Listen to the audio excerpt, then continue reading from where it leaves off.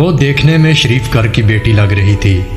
میرے قریب ہو کر بولی، چلو گے صاحب؟ میں نے پوچھا کتنے پیسے لوگی؟ کہنے لگی، آپ کتنے پیسے دیں گے؟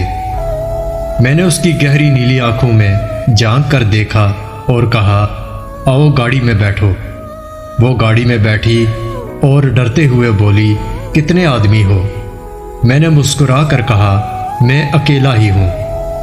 وہ کچھ دیر خاموش بیٹھی رہی، پھر بولی، آپ مجھے سگریٹ سے جلاؤ گے تو نہیں؟ میں نے مسکرا کر کہا، بالکل بھی نہیں۔ وہ کہنے لگی، آپ بے شک پیسے کم دے دینا، مگر میرے ساتھ کچھ برا نہ کرنا۔ وہ بہت خوبصورت تھی اور اس کی معصومیت اس کی باتوں سے ٹپک رہی تھی، مگر پتہ نہیں کیا مجبوری تھی کہ وہ جسم بیچنے پر مجبور تھی۔ میں نے پوچھا، کھانا کھایا ہے؟ کہنے لگی، نہیں۔ میں نے ایک ہوٹل کے سامنے گاڑی روکی، کھانا پیک کروایا اور گاڑی میں بیٹھ کر آفس کی طرف چل دیا۔ رات کے 11 بج رہے تھے، سب اپنا کام کر رہے تھے، مگر وہ مسلسل میری طرف دیکھ رہی تھی۔ میں نے کھانا پلیٹ میں ڈالا، اسے کہا، ہاتھ دھو لو۔ وہ کہنے لگی، مجھے نہیں کھانا۔ میں نے پیار سے کہا، ڈرو نہیں، تمہیں کچھ نہیں ہوگا۔ وہ ہاتھ دھو کر آئی، میرے سامنے کرسی پر بیٹھ کر کھانا کھانے لگی۔ جب کھانا کھا لیا تو جو کھانا بچ گیا، کہنے لگی، میں یہ گھر لے جا سکتی ہوں؟ میں نے مسکرا کر کہا، بالکل بھی نہیں۔ وہ چپ ہو گئی۔ وہ اپنا برقع اتارنے لگی تو میں نے کہا، رک جاؤ اور میرے پاس آ کر بیٹھو۔ وہ حیران تھی، پھر بولی، آپ جلدی سے اپنا کام کریں اور مجھے واپس چھوڑ کر آئیں۔ میں نے سنجیدہ ہو کر کہا، میں تم سے یہ نہیں پوچھوں گا کہ تم کیوں جسم بیچتی ہو، میں تم سے بس اتنا پوچھتا ہوں کہ کیا تم یہ سب چھوڑ سکتی ہو؟ وہ میرے چہرے کی طرف دیکھنے لگی اور بولی، آپ مجھے پاگل لگ رہے ہیں۔ میں نے اس کی آنکھوں میں دیکھا اور کہا، ہاں میں پاگل ہی ہوں۔ وہ کہنے لگی، اگر کچھ کرنا نہیں تو مجھے واپس چھوڑ کر آؤ۔ میں نے اس کے سر پر ہاتھ رکھا، پھر 20,000 نکال کر اس کے ہاتھ پر رکھے۔ وہ کہنے لگی، آپ کیوں دے رہے ہیں؟ میں نہیں لیتی پیسے۔ میں نے اس کے چہرے پر ایک تھکن محسوس کی تھی۔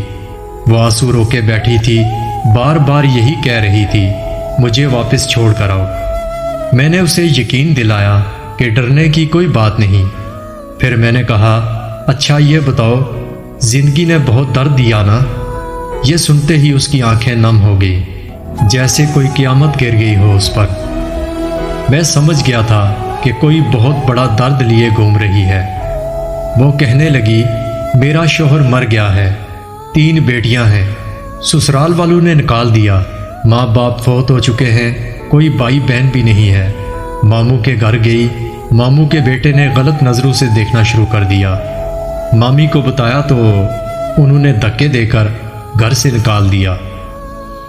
دور کے ایک رشتہ دار نے ایک بوڑھے آدمی سے میری شادی کر دی، اس کے بھی بچے تھے۔ اس کے بچوں نے مجھے بہت ذلیل کیا، پھر وہ شوہر بھی فوت ہو گیا۔ میں بیٹیوں کو لیے در بدر بھٹکنے لگی، نہ چھت تھی نہ روٹی تھی، بھوک کی وجہ سے سڑک پر کھڑی تھی۔ ایک صاحب آئے، کہنے لگے، 1 گھنٹے کا 5,000 دوں گا۔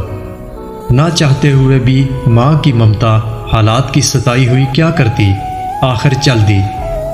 اب ہر روز جسم بیچتی ہوں، کرائے کا گھر لیا ہے، بیٹیوں کو اکیلا چھوڑ کر آتی ہوں۔ کیا کروں؟ بہت سوچا خودکشی کر لوں، لیکن بیٹیوں کو دیکھ کر ہمت نہیں ہوتی۔ وہ روئے جا رہی تھی، میں زمانے کی بے حسی محسوس کر رہا تھا۔